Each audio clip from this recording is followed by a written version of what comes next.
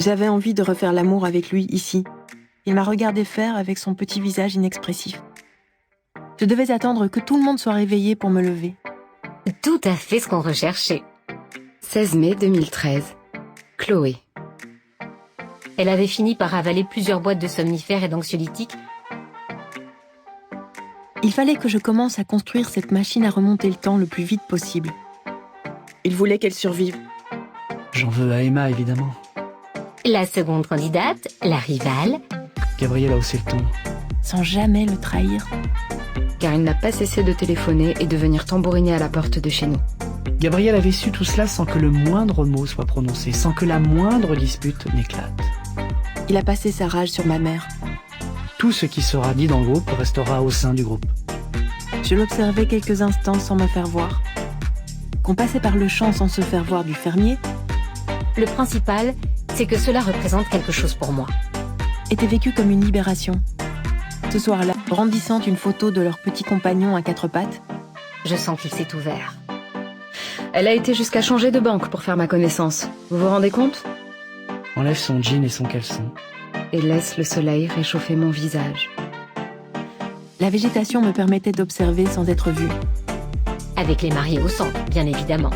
Enthousiaste. Avant que tout le monde ne déserte Paris pour l'été. Bref, elle est spécialiste des aphorismes de sagesse bidon. Alors je me tenais à distance. Sa terreur avait étouffé son chagrin. Avec le temps, j'ai compris que c'était une forme de timidité. J'avais essayé, mais sa conversation se limitait à des réflexions basiques. Tu aurais quand même pu me rappeler, non? Non, je ne crois pas. Tu as choisi de te tatouer un aigle noir pour la chanson de Barbara, non? Et qu'aucun avis de recherche ou de disparition n'était encore à signaler. Même quand je tente de proposer des photos plus originales, des idées un peu décalées, ça marche pas.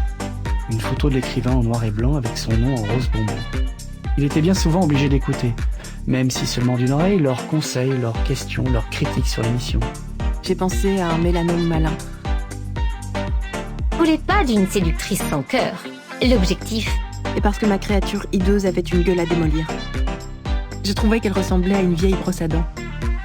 Tous les animaux avaient été vendus à d'autres zoos, qui s'insinuaient en pente douce vers les profondeurs de la nuit. mais ça va passer. Tu avais raison, ce n'était pas une bonne idée. Pardon?